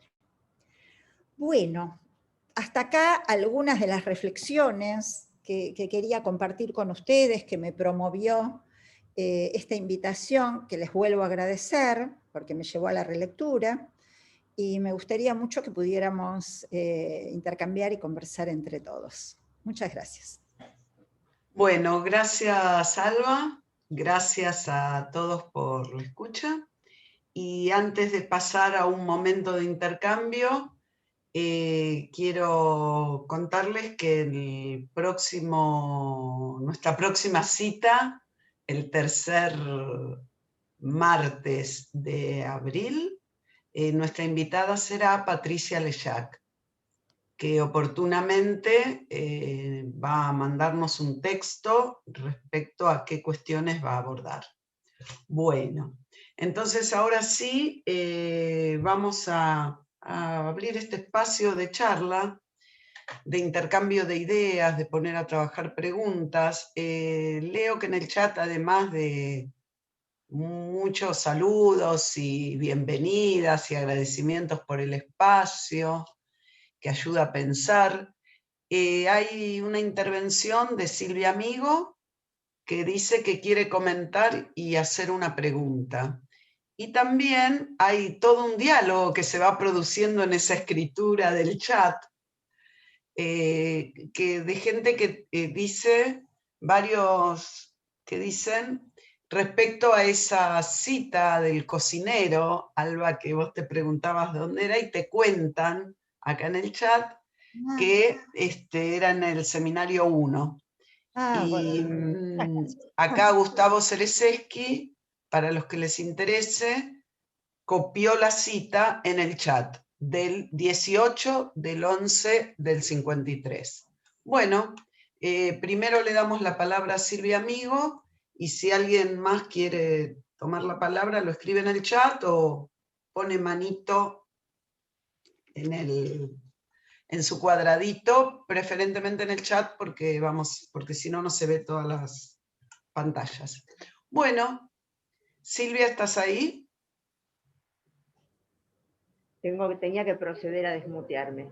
Bueno, muchas gracias, Alba, por la intervención. Como acabas de confesar que tu goce no solo pasa por el psicoanálisis, sino también por la cocina, yo suelo decir que los momentos de la enseñanza de Lacan son como un hojaldre. que una capa se superpone con la otra, o sea que vos no podés, un hojaldre con una sola capa no es un hojaldre. O sea que Lacan es verdaderamente el gusto y el sabor de su obra tiene que ver con capas, cronológicamente como quieras ponerlas, para arriba, para abajo, pero que las cosas que ha dicho son muy valiosas y creo que lo ha subrayado. Y yo creo que en el momento de concluir, justamente Lacan está preocupado por lo que más tarde va a ser lo que propugnan no solo los millerianos, muchos no millerianos también, que es el ultimísimo Lacan, ¿no? Como el último alarido de la moda. Bueno, en ese último alarido, al devaluar la palabra, tanto la recibida como la palabra que puede expresar el paciente en análisis, la única que puede acercarse a lo real todo lo que sea posible, está algo que me preocupa mucho porque lo defienden muchos analistas lacanianos, que es la cuestión de la autopercepción de sexo. Que es una especie de entronización, creo con vos, Alba, porque es mi opinión, por supuesto que es material opinable, que es una entronización de la fortaleza yoica, como si el yo pudiera decidir quién es uno. Lacan habló de eso también en ese hojaldre, vos llamás pliegues, hojaldre, que él habló de autorización del sujeto, que es una autorización como la de analista, es inconsciente, no es yoica, a decidir cómo transita su sexuación. Y eso me pareció muy importante porque está muy en la orden del día. Otro tema, vos citaste a Safwan, al que yo quería y respetaba mucho, y lo considero un maestro. No considero solo maestros a Freud y a Lacan. Hay maestros y hay que dejarse guiar por maestros, coincido con vos. Safwan escribió muchas veces, y en el último libro, a los envidiables 95 años, en un libro que se llama Le Puits de la Vérité, El Pozo de la Verdad, algo que habría que discutirle a Bunge, ¿sí? Y a Popper, que es que los criterios del lógico positivismo, así como en geometría los criterios de Euclides, voy a ir a Euclides que es más fácil, es decir, la línea recta y métrica vale en un universo infinitamente pequeño como puede ser mi casa. En mi casa yo quiero que un arquitecto haga un piso recto y una pared a 90 grados, pero como dijo Lacan y como dicen los astrofísicos, en el mundo planetario existe la lógica de la cascada. Es decir, la línea natural de planetaria es recta, ¿sí? A la vez, en el mundo subatómico, la partícula es onda y la onda es partícula. O sea que, según a qué materia se aplique un criterio de cientificidad, van a ser ciertos criterios en un universo posible y en otro. Yo personalmente creo que el psicoanálisis es la ciencia del sujeto y su deseo. O sea que yo no creo que el psicoanálisis no sea científico. No tiene la cientificidad del lógico positivismo, desde ya. De hecho, en otro libro de Safwan, que ya está traducido al castellano, que es muy interesante, dice el psicoanálisis, ciencia, terapia y causa. O sea que analistas importantes han discutido por qué se dice que el psicoanálisis no es científico. Eso es importante porque lo que vos decís del DSM-4, que también es otra de las grandes desviaciones, pero ya no pretenden ser analíticas, se pretende científico. Ahora bien, me interesa también en el ámbito lacaniano lo de la autopercepción del sexo, porque lo está sostenido por muchísimos lacanianos. Y me recontra preocupa, sobre todo cuando se trata de niños. Bueno, me gustaría mucho escucharte sobre estos temas que me preocupan, pero por supuesto te agradezco el conjunto de la exposición. Bueno, vamos a dar lugar a 2 o 3 intervenciones y después te doy la palabra. Alba, ¿te parece bien? Sí, claro. Bueno. Lili Donsis, además de estas preguntas hay un montón de felicitaciones por tu recorrido, Alba, te agradecen al foro, así que bueno, gracias. Preguntas, Lili Donsis, Patricia Lejac, Hilda Levin, Bea Bernard. Si tratamos de hacer breves intervenciones, después le damos la palabra a Alba. Lili Donsis.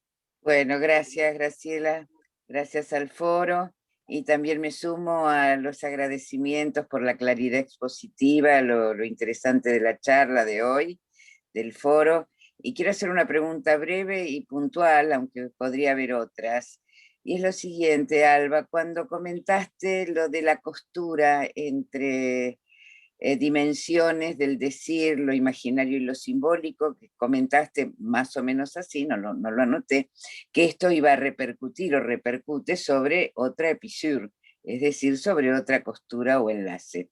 Mi pregunta va a si estas repercusiones implican, o vos considerás que implican transformaciones en los anudamientos, en la estructura, por esto de que, o si esa episure es, una vez hecha, no, bueno, es así.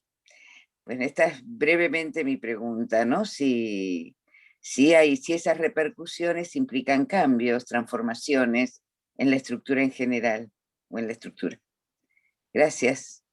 Gracias, Lili. Patricia Lejac. ¿Estás por ahí, Patricia?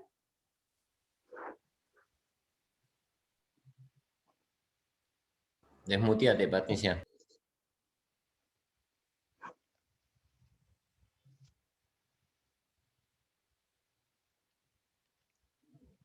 ¿Patricia? Desmuteate, Patricia.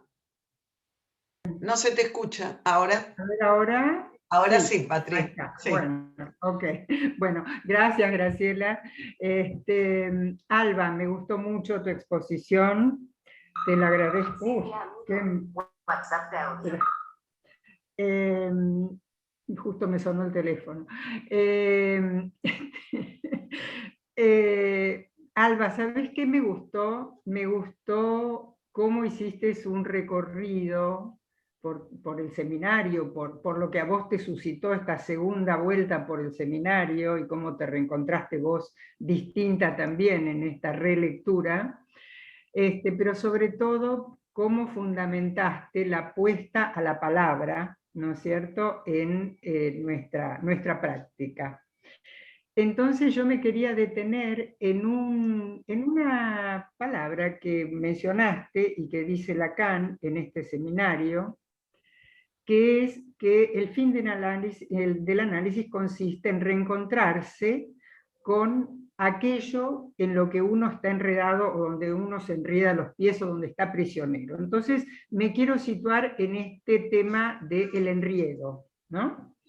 Porque lo que comprobamos en nuestra práctica como analistas es que desenredar no es en una sola vuelta. Hago un paréntesis que no es que no tenga que ver, tiene que ver, pero es gráfico. El otro día se me enredaron una serie de collares. Yo me quería poner uno y no podía desenredarlos. Tuve que colocarlos sobre la cama, empezar a sacar uno con uno, agarrar una aguja que me ayudara a desenredar. O sea, fue complicado el desenriede.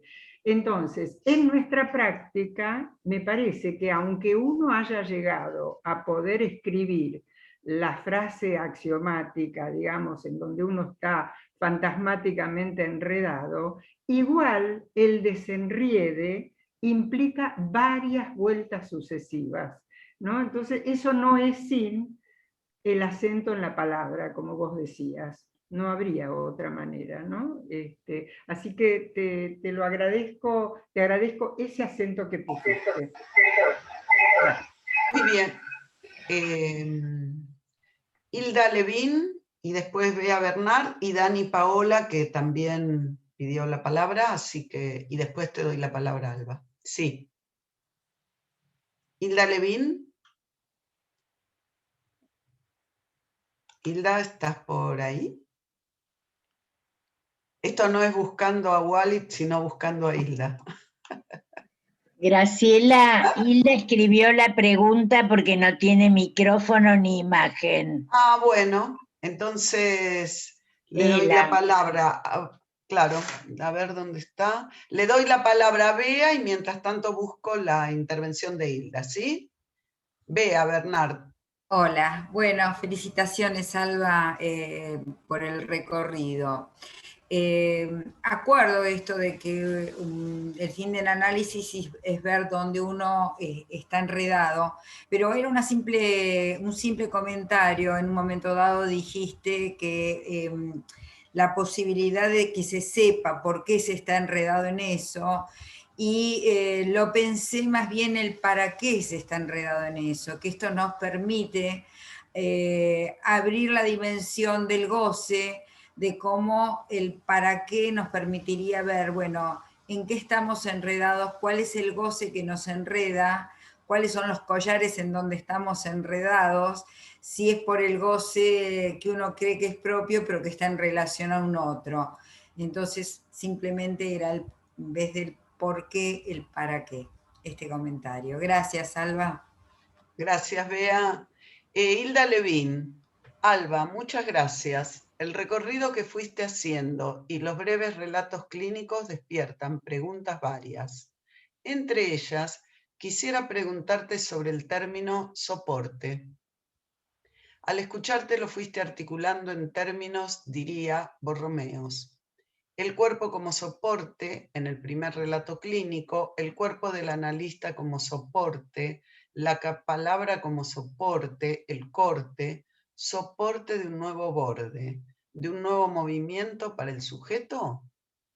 No dispongo hoy de la cámara y el micrófono, por eso disculpas, mi pregunta va por aquí. Gracias.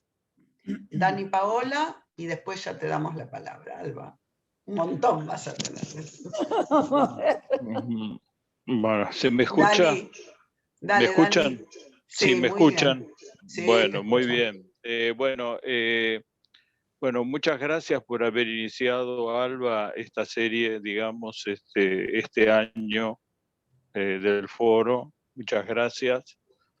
Bueno, yo ya lo escribí y me pareció excelente tu exposición. Sobre todo porque, bueno, nos permite de plantear el sentido en lo real, digamos, para cada uno, con tus ejemplos clínicos, pero sobre todo porque en el foro, o en los momentos en que pudimos hablar, debatir, o incluso cuando también escuchamos a otros, hemos encontrado otras intervenciones, nunca había planteado, nunca había escuchado que esta cupla podría, digamos, estar casi plantearse como un equivalente, pero con otras palabras y en otros términos en relación a los números, en relación a el empalme.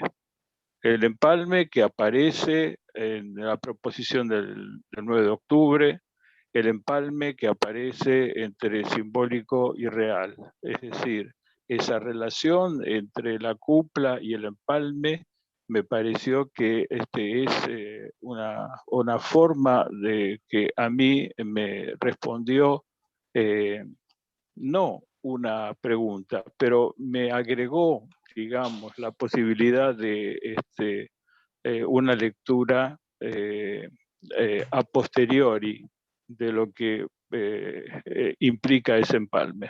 Muchas gracias. Bueno, Alba. Nada, me gustó escucharlos a unos y a otros. Además, me daba cuenta que la imagen produce afecto, ¿no? Porque me quedé pensando a medida que los escuchaba, ¿no? Que realmente yo creo que estamos privados en alguna medida de la presencia, pero estaba contenta, los veía, digo, uy, ¿cuándo nos veremos personalmente? Y bueno, muy estimulante, les agradezco. cada comentario que por supuesto me dispara nuevas cuestiones. Voy a ver qué puedo decir y qué entendí de lo que me...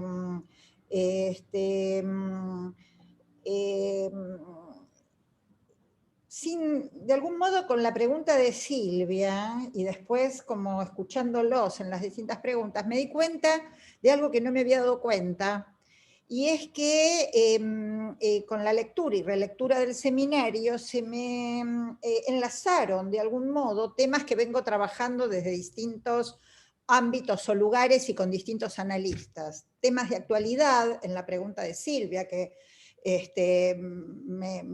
Silvia Amigo con el tema de la preocupante ley que coloca como equivalente de la identidad la autopercepción, es decir, que lo hace equivaler a la función de desconocimiento del yo y deja a los niños en plena alienación a la imagen propuesta por el otro, que es realmente grave. Pero bueno, tiene que ver con toda una cuestión ligada a lo real, que lo vengo tomando y me interesa muchísimo en los últimos tiempos, porque creo efectivamente que a veces con una especie de buena disposición de los analistas a tener una actitud amplia, no tener una actitud de segregación que todos compartimos, por supuesto, en lugar de estar apuntando al sujeto, se empieza a apuntar al yo. Y eso ya es salirse del psicoanálisis. Me refiero a que, bueno, a veces el camino de las buenas intenciones nos lleva directo al infierno, pero bueno. Pero me di cuenta, escuchándolos, que me preguntaban sobre distintos campos de interés que de algún modo yo no me propuse aunar, como son el tema del fin del análisis, el tema de lo real y de la infancia, amén de lo que implica los conceptos que Lacan trae para este seminario. De modo que, bueno, a mí también me preocupa mucho, Silvia, el tema de la ley. Estoy tratando de trabajar con otras disciplinas, porque ustedes saben que en la sanción de las leyes no intervienen lo multidisciplinario, es decir, que las leyes se debaten entre abogados, para decirlo de algún modo. Y esto, cuando tuve oportunidad en la jornada del espacio de los niños de invitar a un juez de la infancia para tratarlo, dijo que hay muchos jueces que están tratando de intervenir en este sentido. Así que bueno, realmente preocupante, además de que va en la línea de toda una desviación del psicoanálisis, que yo llamo como síntoma de la época cierre del inconsciente. Como el inconsciente oscila entre apertura y cierre, creo que hubo tiempos de apertura en el discurso y que estamos viviendo un tiempo que impulsa, que empuja hacia el cierre del inconsciente, y que hay analistas que están contribuyendo, desestimando la hipótesis del inconsciente estructurado como un lenguaje. Así que bueno, gracias por tu comentario, Silvia, estoy de acuerdo con que se trata del sujeto y del deseo. Lili, pones el acento con tu pregunta, si es que entendí bien, a un tema que vengo trabajando hace muchos años, que tiene que ver con los tiempos del sujeto, y mi propuesta de que el sujeto RCI, más que edad, tiene tiempos. De modo que es distinto las redistribuciones de goce por la intervención del análisis en los tiempos de la infancia, que introducen modificaciones en la estructura, de aquellos otros que se intervienen en tiempos en que la estructura de algún modo está, los aspectos definitorios de la estructura. Yo no hablo de definitivo, pero sí de lo definitorio. De modo que el tiempo me parece un factor esencial para poder pensar los cambios de goce en la estructura. Creo que hay intervenciones que promueven cambio de goces para esa puntualidad del momento, y otros que producen introducciones estructurales. Respecto a Hilda, que trae la palabra soporte, me di cuenta, Hilda, que le estás dando un estatuto más, te diría, de formalización lógica. Yo creo que el analista efectivamente es soporte de la, pero no sé muy bien si vos querés darle un nuevo estatuto. A lo mejor esto que hablé te estimula para vos poder pensar el soporte con otra formalización, ¿no? Patricia, qué bueno que me traigas el tema del fin del análisis, otro de mis temas, yo digo, son mis amores, ¿no? El tema de la infancia, el tema del fin del análisis, porque creo que la cuestión de encontrarse en donde se está enredado, que va tan de la mano del sujeto advertido, y que seguramente eso no implica que se suspendan los síntomas, como dice bien aquí en este texto Lacan, pero sí un saber hacer ahí, que bueno, mi lapsus lo trajo en el seminario, y yo creo que eso, lo voy a decir de un modo cómico, se nota. Si alguien ha sabido hacer ahí, se nota. Y no solamente, yo sé que por ahí es un poco incorrecto, políticamente incorrecto decirlo así, pero yo creo que se nota en el lazo social. De modo que creo que lo que estás trayendo es que si bien los hilos pueden volver a enredarse, me parece que hay algo de un saber hacer ahí que apunta al sujeto advertido. Es un modo para mí de pensar y debatir con otros, que es el fin del análisis.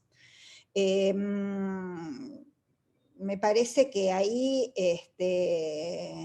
no solamente se trata de la palabra, sino de lo que no pasa o no ha pasado en la estructura de cada uno de nosotros por la lógica de incompletud. ¿Y qué hace alguien con eso? No solo qué hace en su vida, sino qué hace en el lazo social. De modo que es un tema muy, muy interesante, que yo me encantaría poder debatir qué entendemos por sujeto advertido, dado que de ninguna manera que lo asimilaría a autopercepción, como lo traía Silvia. Creo que es un tema sumamente importante y me interesa, así que te agradezco tu pregunta. Y a Dani, Paola, te agradezco el comentario, Daniel, creo que fue un comentario, no una pregunta. Yo entiendo que vos venís trabajando en estos apoyos del pensamiento, como dice Lacan, el tema de la cupla, y que seguramente hiciste un recorrido muchísimo más amplio que el que yo he alcanzado a hacer. Pero me parece que pensarlo con el empalme realmente aporta, así que te agradezco tu comentario, es interesante, me aporta algo para seguir pensándolo. No sé si me olvidé, Bea, no terminé de entender bien tu pregunta, por eso no te contesté. Si me la querés formular de otra manera, por ahí puedo decir algo más. Más que una pregunta era un comentario que a mí me sonaba cuando en un análisis un paciente se pregunta el por qué. Creo que es ir por el camino del para qué se tiene esa conducta o para qué, para ver, seguir atrapado en un goce, para pensar que puede encontrar el todo uno.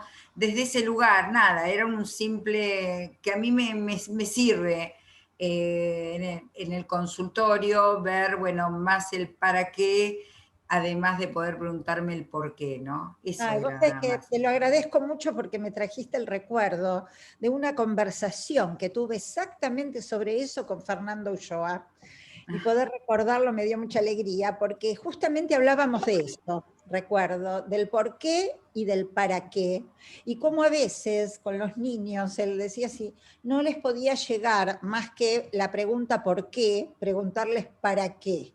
Y lo tomaba de Freud, porque es Freud el que habla de para qué, y uno diría de qué gozas, ¿no? ¿De qué gozas? Así que bueno, gracias también por traerme las resonancias de Fernando, alguien tan querido. Bueno, queda unos 10 minutitos.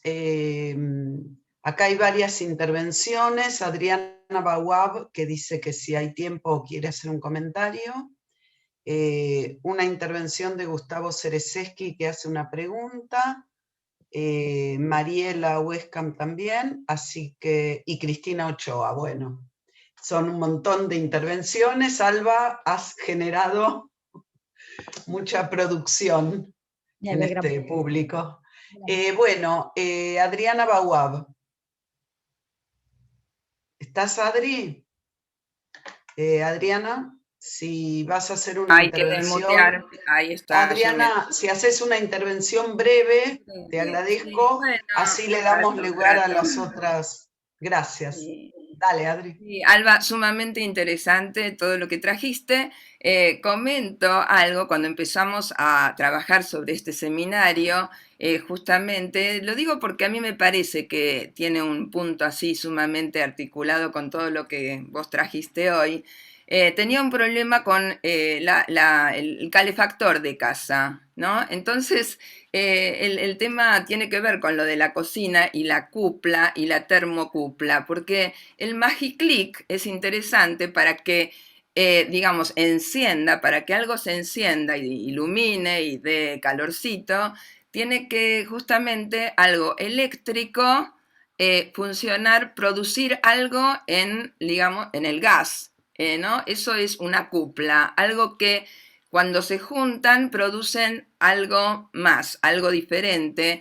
Y bueno, a mí me parece que siempre pensé, justo por el tema de la termocupla, que Lacan cuando vuelve a los conceptos fundamentales en este, que es el último seminario, vuelve porque justamente quiere iluminar de otro modo todo lo que vino diciendo, y me parece que vos pusiste un acento en esto, en que algo del psicoanálisis mire para el porvenir con estos conceptos. Y otra cosita más, ¿no? Ya que se hablaba sobre esto de pasar del por qué al para qué, creo que también Lacan nos muestra en estos seminarios el cómo hacer que el psicoanálisis opere con una lógica.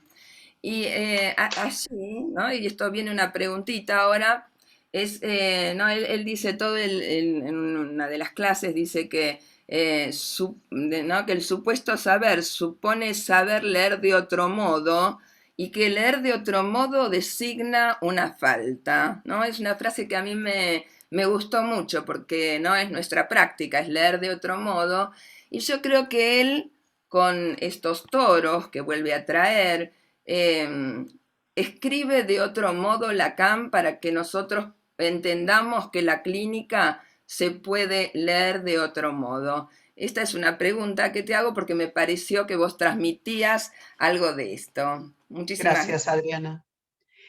Gustavo Cerezeski, escribiste la pregunta, si tenés ganas de formularla rápidamente. Bueno, Alba, me gustó mucho la puntuación que fuiste haciendo, y me gustó mucho esta, digamos, esta comparación que hiciste con el doble bucle, también en la obra de Lacan, cómo Lacan mismo hace ese doble bucle en su obra y vuelve con conceptos freudianos y conceptos que había tomado al principio de su obra. Entonces, ahí también escucho el retorno del mismo Lacan. Pero la pregunta es, ¿qué consecuencias pensás que tiene en el psicoanálisis en extensión esta lectura cronológica que algunos hacen de Lacan y que entonces hablan del último Lacan? Porque me parece que eso tiene consecuencias en la extensión y en el psicoanálisis, ¿no? Y si tenés algo pensado sobre esto. Gracias. Bueno, gracias, Gustavo. Mariela Huescam hace un comentario. Mariela. Sí, decía que era un mínimo comentario a partir de lo que decía Gustavo, de que me parece que esto es, digamos, lo escuchamos en sus efectos cuando escuchamos hablar del ultísimo Lacan, como si la obra de Lacan fuera superándose, ¿no? Que bueno, no, por supuesto no acuerdo, estoy de acuerdo con lo que plantea Alba, y no acuerdo con esto, porque suponer que los últimos seminarios, las últimas enseñanzas superan a las anteriores, ¿no? Me parece que es un empobrecimiento de la obra y de la propuesta de Lacan, nada más que eso. A nosotros nos parece importante este diálogo también entre los miembros de la escuela en el espacio del foro. Por eso, aunque era un comentario sobre lo que dijo Gustavo, te di la palabra. Porque muchas gracias, Graciela. Te agradezco. Me parece importante esto que vamos tejiendo en este espacio del foro, ¿no? Y no...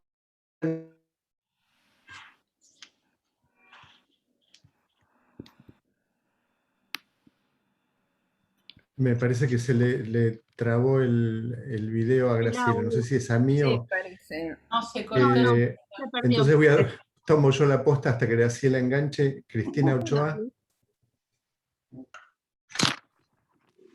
Bueno, gracias. Estoy sin internet en casa, estoy con el celular, así que disculpen si meto la pata en algo, me costó muchísimo poder escribir en el chat, por ejemplo. Bueno, primero, gracias, bueno, el espacio del foro, y Alba, me interesó algo de esto escribí, ¿no? Que compartas tu lectura, muchísimo para pensar, pero bueno, se me ocurrían algunas cosas que tenía ganas de retomar y tal vez de acentuar para seguir pensando. Me gustó mucho esto que vos planteás y acentuás del lugar de la verdad. Me parece que entra entonces en consonancia que el fundamento del psicoanálisis, como la verdad, como tiene que ver con el lugar de lo perdido. Si esto es así, y coincidimos, entonces no hay otra posibilidad más que cada uno haga su lectura.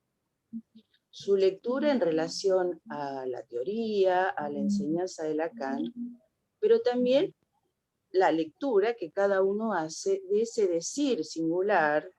Por eso me gustaba cuando vos insistías tanto en esto de el inconsciente se estructura como un lenguaje, que me parece que es una manera de decir que si la verdad no puede saberse, no tenemos otra manera que hacer cada uno su traducción. Recordaba, por ejemplo, vos habías también enlazado lo que venías planteando con el seminario del INSU, seminario que también me parece sumamente interesante. A mí me importa muchísimo ese seminario porque también es un seminario que dio lugar a mucho malentendido. Después de todo su trabajo, Lacan dice, bueno, esta es mi traducción, ustedes hagan la suya. Y entonces me llevaba a pensar que tenemos un problema, o por lo menos que un tema tal vez a debatir es el lugar de la cita, ¿no? Que lo maravilloso que es cuando uno encuentra, escuchando al otro, leyendo al otro, esa cita que uno hace del otro, porque, bueno, está tan bien dicho, es un encuentro efectivamente, y nos sirve para desplegar una lógica, pero la lógica sigue siendo algo que podemos seguir debatiendo. La lógica que cada uno plantea, por ejemplo. Cuando la cita, en cambio, está tomada como si fuese la verdad y en nombre propio, tenemos un problema. Porque si lo dijo Lacan, ¿cómo podríamos debatirlo? Si aparece esa cita en el lugar del fundamento, me parece que ahí nos encontramos con un obstáculo, ¿no? Bueno, me interesaba acentuar esto porque lo encuentro en Lacan mismo todo el tiempo. Cuando nosotros empezamos a leer a Lacan, en los años fines de los 60, comienzos de los 70, se decía no acceder a la demanda del paciente. Lacan lo había dicho. Entonces nos encontrábamos con presentaciones clínicas donde parecía que el sentir singular, el estar afectado de un analizante no había que tenerlo en cuenta. Fue necesario leer que Lacan dijera no acceder a la demanda del paciente, interpretarla para que nos despabilemos un poco. Entonces, bueno, digo, para que podamos seguir pensando, me parece que ahí hay una cuestión que es traducir. Leer es traducir y es sostener una incógnita, ¿no? La repetición al modo de una señal como fundamento y como verdad, nos impide seguir pensando. Y después lo dejo como pregunta por la cuestión del tiempo. Escuchaba lo que decías en relación a las leyes, me gustaría seguir charlándolo, porque yo he participado de reuniones en el Congreso previo a que se dictamine la ley de desmanicomialización, o cuando se discutía la producción y el consumo de cannabis, etcétera, donde se trabaja mucho tiempo e intervienen muchos profesionales y distintos estamentos, pero bueno, ese sería otro tema, porque ahí hay intereses muy encontrados y las cosas no solo suelen ser muy difíciles, sino que ahí tenemos que plantearnos qué nos pasa a nosotros, y que no le damos a veces al psicoanálisis esa inserción, ¿no?, en la problemática, en la actualidad, como para que sea tenido más en cuenta. Bueno, pero ese es otro tema. Bueno, gracias. Bueno, gracias Cristina por tus comentarios. Alba, creo no haberme olvidado de nadie. Alba, nos quedan unos pocos minutitos. Bueno, voy a tratar de ser no breve. alcanza el tiempo. Les agradezco muchísimo. Que nos falte tiempo es un buen motor para seguir. Así que les agradezco mucho y quiero, bueno, Adriana, te agradezco el comentario. Tomaste la otra acepción de Autremont, ¿no? La que yo tomé, pero es muy válida también y muy, muy interesante. Claro, bueno, no se puede decir todo ni tomar todas las vertientes, así que bueno, está buenísimo. También el comentario de Cristina, que también daría para tal vez ajustar algunos términos, porque la verdad implica lo real, no se puede decir cualquier cosa. Digo respecto de que no es la verdad de cada uno, eso me parece que tendríamos que ajustarlo como concepto, pero me parece interesante darle lugar a que ajustemos algunos conceptos o los podamos debatir. Respecto de lo que pregunta Gustavo, que se enlaza con lo que decía Mariela, me parece muy importante y esencial que lo tengamos en cuenta, porque yo creo que efectivamente en el cronológico hay un ideal del otro dice, ¿no? Está puesto en la palabra del otro, lo que dijo, lo que lee, como si el otro pudiera tener la última palabra. Entonces eso tiene obviamente consecuencias, como decía Mariela, sobre el empobrecimiento del psicoanálisis, y creo que en la extensión, como dicen los chicos, se te nota. ¿No? Es decir, cuando alguien, es decir, su tiempo de análisis en relación a cómo se coloca respecto de la palabra del otro, cuando la sacraliza o cuando la politiza, o cuando, bueno, el fantasma de cada uno. Por supuesto no estamos autorizados a hacer salvajadas en el lazo social, pero digamos que con años de práctica y demás en la extensión se escucha algo de la intención, ¿no es cierto? Así que bueno, gracias por tu pregunta, y el problema es cuando eso se traslada a las teorías, Gustavo, y entonces se crean teorías fantasmáticas, como decía Lacan. Viva que tengamos estos lugares de intercambio, de debate, donde podamos no desviarnos, no salirnos desde nuestro fantasma para ir a la realidad propia, y poder sí seguir interrogando lo real de nuestra práctica. Así que bueno, yo les agradezco muchísimo la invitación, trabajé un montón haciendo estos pliegues que les propuse, pero la primera enriquecida con esto fui yo misma. Así que muchas, muchas gracias realmente por la invitación al foro. Bueno, antes de concluir, acá hay una intervención de Lili Donsis. Lili. Bueno. No, incluí una en el chat, pero no es una intervención en sí misma. Al contrario, agradezco todos los intercambios que se produjeron, muy interesantes. Es en relación a lo que planteó Cristina Ochoa, casi te diría era un comentario para ella, porque coincido con Cristina. Muchas veces hemos sido convocados en distintos momentos de la historia, psicoanalistas, incluso alguno de la escuela, me encuentro entre ellos, para debatir o para aportar a la escritura de las leyes positivas. El sujeto, yo lo he escrito muchas veces, el sujeto jurídico no es el sujeto del derecho, no es el sujeto del psicoanálisis. Hay diferencias muy importantes. No obstante lo cual hemos sido convocados, mejor o peor, hemos aportado más o menos, nos han escuchado más o menos, pero hemos sido convocados en diferentes oportunidades. Por ejemplo, con la ley del autismo, con la ley de la dislexia, con la ley de salud mental. Ha habido de distintas voces convocadas y realmente a veces es difícil lo interdiscursivo desde ya, pero bueno, no hemos sido del todo ajenos, era el comentario en coincidencia con lo que planteaba Cristina fundamentalmente. Gracias, Graciela, por darme la palabra, pero bueno, era un comentario. Quisiera decir algo que seguramente va a ser solo el título de las próximas actividades que tengamos. A mí me parece que es cierto que el psicoanálisis tiene que tener un diálogo vivo con otras disciplinas. El problema es cuando los psicoanalistas pierden la especificidad de su campo y entran a considerar las cuestiones desde una cuestión ideológica que empobrece el psicoanálisis. Por eso creo que en las últimas leyes es muy importante darse cuenta que no hemos sido consultados, porque seguramente ninguno de ustedes hubiera apoyado la sanción de una ley de autopercepción para determinar la identidad. Entiendo que en eso no hubiera... Bueno, pero será tema de otra oportunidad. Bueno, gracias por tu comentario, me parece que realmente da para mucho.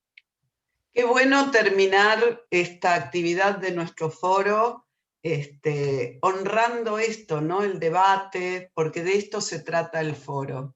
Muchísimas gracias, Alba, muchísimas gracias a todos. Vuelvo a anunciar nuestro próximo encuentro, tercer martes de abril, con la invitada nuestra es Patricia Leyac. Bien, muchísimas gracias a todos y a mis compañeros del foro y a todos. Chao.